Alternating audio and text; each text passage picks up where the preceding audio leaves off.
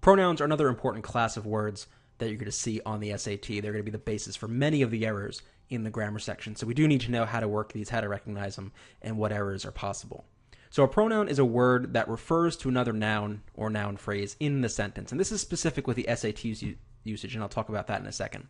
For right now, we're just referring to referential pronouns. So these are pronouns that are of this type, right? That they do refer to some noun in the sentence. There are other kinds of pronouns, like a demonstrative pronoun, which we'll talk about in a little bit, that doesn't have to refer to anything in the sentence. So what I'm talking about here when we talk about the SAT's usage is just for referential. And the key to these pronouns, referential pronouns, personal pronouns, is, like I said, they've got to refer to something in the sentence. And we'll talk more about that in a second. So why do we use pronouns? We'll look at this sentence. Bob bought Bob's sister the sweater that Bob and Bob's sister saw at the mall on Tuesday. So again, grammatically it's a fine sentence. It's just an ugly read. We're repeating Bob, Bob, Bob, Bob, Bob. We use pronouns to lessen that repetition. So for instance, I could say, Bob bought his sister the sweater that he and she saw at the mall on Tuesday. And in fact, we could even just replace this with they if we wanted to, right? So pronouns help make the sentence more readable and help us avoid the repetition of nouns, among other uses. So the main kind of thing we're focusing on now in this video are personal pronouns. There'll be other pronouns we'll talk about in another video. But personal pronouns are this kind of pronoun that replace a noun that has a specific grammatical person. So first person, second person, or third person, either singular or plural, right? So again, it brings up this whole thing like we talked about with subject-verb agreement of agreement, right? You have to make sure your noun and your pronoun agree, and we're going to see examples of that in a later video about how that works. Now, personal pronouns can take two forms, either the subject or the object form. So let me go ahead and explain those to you. Now, you know these just from your own speaking experience. You may not know the fancy language here, but you do know the difference between the two, just inherently. So for the subject pronouns are pronouns that are replacing or are actually doing the action of a sentence. They're the subject of a sentence. They take these forms. First person singular is I. Second person singular is you. Third person singular is he, she, or it. First person plural is we. Second person plural, you. And then they. Right? So I go to the store. He saw the game. They bought the car, and so on. Right? Acting as subjects. Whereas the other form is the object form. And this is where the pronoun is receiving the action in the sentence. Second and third. So for instance, first person singular object would be me. Second would still be you. This would be him, her, or it. First person plural would be us. Second person would be you again, and then them. And the confusing these two, confusing the subject form for the object form, is the basis of the case error, which we're going to talk about a little bit more in a later video. So the antecedent, we've already mentioned this a little bit without saying it, but the antecedent is basically the fancy word we use to describe the noun that the pronoun refers to. Now here's the key.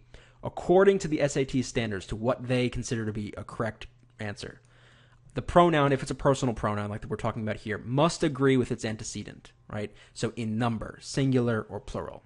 And in general, third-person pronouns must have a clear, unambiguous antecedent in the sentence itself. So we're specifically talking here about it and they and them, among others. But these have to refer specifically to something in the sentence. Antecedents that you infer from the context alone are not acceptable. So if you read a sentence and you know, okay, they use them or they, and I know basically who they're referring to from the context of the sentence, but if grammatically the connection is not clear, if it's not unambiguous, it's going to be wrong according to the SAT standards. And we're going to see examples of this in the next practice sentence and then a lot more in the ambiguous pronoun video of the bootcamp. So go ahead and check that out.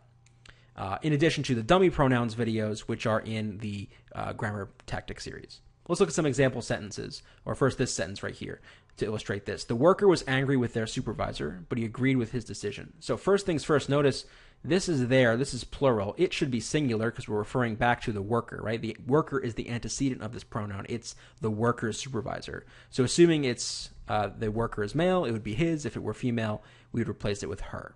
Right, so that's the first thing. That's the basis of pronoun agreement. And we'll see more examples of that in a second. Notice the second part of the sentence. He agreed with his decision, but he agreed with his decision. So we know from context that likely the first he is the worker. And it's likely the second his, or the his here, is going to be the supervisor. right? Because the worker was angry with the supervisor, but nonetheless, he still agreed with the supervisor's decision, right? You can kind of get that from the context of what the sentence is saying. But on the SAT, this would be the source of an error because it's not clear grammatically which one refers to which. If the he here refers to the supervisor or the worker, or the his refers to which, we don't know for sure from the grammar of the sentence, even though we can tell from context it's not good enough. So this would be wrong on the SAT. Again, we'll see more examples of this in the ambiguous pronoun video. These last two sentences are two kind of exceptions, or not exceptions, but just two little notes about where we don't need reference for the pronoun. The first is this sentence. After the party, we spent 4 hours cleaning the house. So here, we is a personal pronoun. But first and second person, you don't need to refer to anything in the sentence, like I, you, your, we, our, things like that. They are assumed, if for the first person pronouns, we know it's the speaker that's being replaced by the pronoun, so you don't have to, obviously, it wouldn't make any sense to have that speaker in the sentence otherwise. And whereas you is referring to whom the speaker is speaking to. So again, that's kind of assumed in the sentence. So I, you, we doesn't need to refer to anything specific in a sentence. In this sentence, it's an example of where we have, say, a third-person pronoun like it, where it actually doesn't have to refer to anything specific. So let's look at an example. It is unclear whether the chicken or the egg came first. So in this sentence, the it is not referring to anything in the sentence. So this is not a referential pronoun. So the above rules only apply to referentials. So the pronouns that replace something in the sentence, some actor in the sentence. Here, the it is part of a construction in English that's separate from this, so I don't want to confuse the issue. But just note in this sentence, this would be fine by the SAT standards because the function of the it here is not as a referential pronoun and therefore doesn't follow the rules that we talked about above. So let's see some examples about where these pronoun errors can go wrong.